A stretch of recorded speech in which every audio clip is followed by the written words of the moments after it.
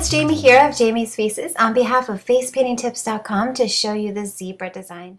So I'm loading my Smoothie blender with the white StarBlends and just giving a coverage all over the entire face. This way it has a softer, more subtle look. You could go ahead and cover the whole face with white face paint. That's just your preference. I just figure since summer's coming and it's getting hotter, I'm playing around more with the StarBlends as a base. So on the other side of my Smoothie blender, I use the black. And here I'm applying it, looks like she has a mustache, just around the mouth area to give it that muzzle look, the zebra, so that that area sort of looks like it's coming forward a bit. And then I'm defining the side of the face so that it's appears longer. You know, like the horse faces really come forward, so this just defines the jawline. Special thanks to my model.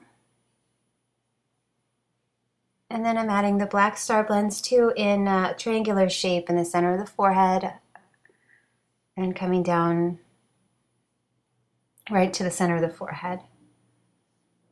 And then here I'm adding black on the eyelids and then just pulling that up along the temple on the sides. Again, that parallels with the jawline and giving it that long face feel. And then a little bit underneath the eyes too.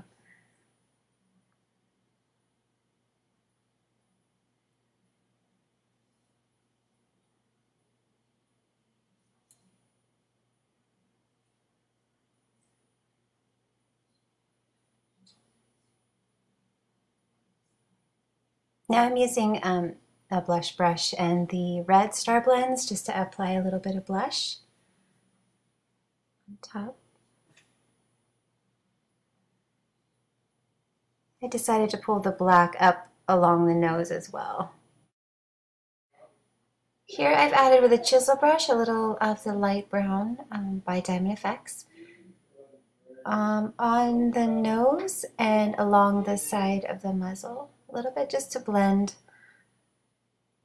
in with the StarBlends. And here I've added some white with the chisel brush and using a sponge to blend the two together. I was working from photographs of actual zebras and just trying to replicate that as closely as possible. So here I've got a number 4 round brush and it's loaded with black and I'm covering the nose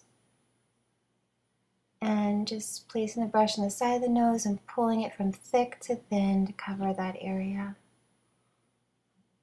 around the mouth. And then up in that center point of the forehead, I've added 5 teardrops, pulling from the hairline to a thin point in the center. And then along the eye, I pressed into the corner of the eye and just pulled out for a nice thin point, and then press inward and up to the center of the eyebrow. And then this is sort of a tiger line, really thin, and then I press down to get it thicker and then just flick back up to the side of that StarBlends triangular area. I'm playing around with lining the lower lid of the eyes, so you'll see I go through a little bit of a change here trying to figure it out. Okay, so I learned this from Mark Reedy. Line the lower lid, and then when you open up, it creates a little demarcation because the paint touches the upper lid, and now I can see where if I line that entire thing, they can go ahead and open their eyes and it'll just be covered. So I covered the eyelids and then pulled down that second line there. And then just continuing with some long teardrops and some sort of tiger type lines where it's thin and then pressing thick and then flicking to thin again. And I was focused on pulling everything toward from far out in toward the nose and toward the mouth, because that's what I saw in the real zebra pictures.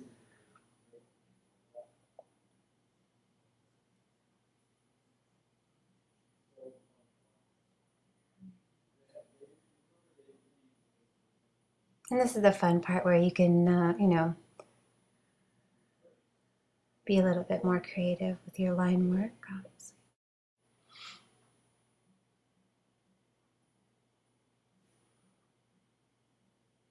Here I placed a couple dots just to break up the pattern and give some interest, but always heading in toward the center line.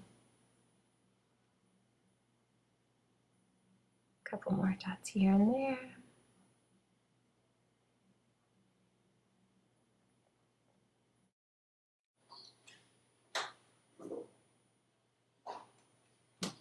Okay, I've decided to underline the eyes, and I'm using number 4 Filbert with a dry brush of black, and I just took it underneath the eye, leaving a good 5 or 6 millimeters before the actual lash line.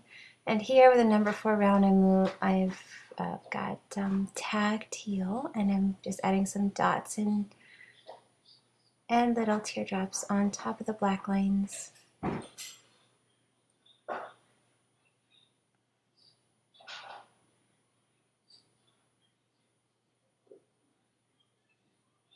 And then again, I'm going in with the metallic Rose by Diamond Effects and adding some more little dots and teardrops here and there.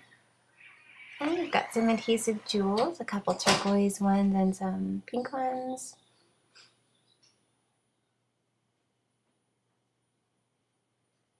That one did not want to stick. There we go.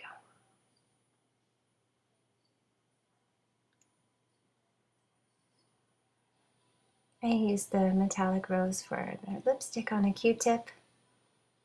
And there you go. Special thanks to my model. Thanks for watching, guys. I hope you were inspired to create something like this, and have a great summer. Until next time. Bye-bye.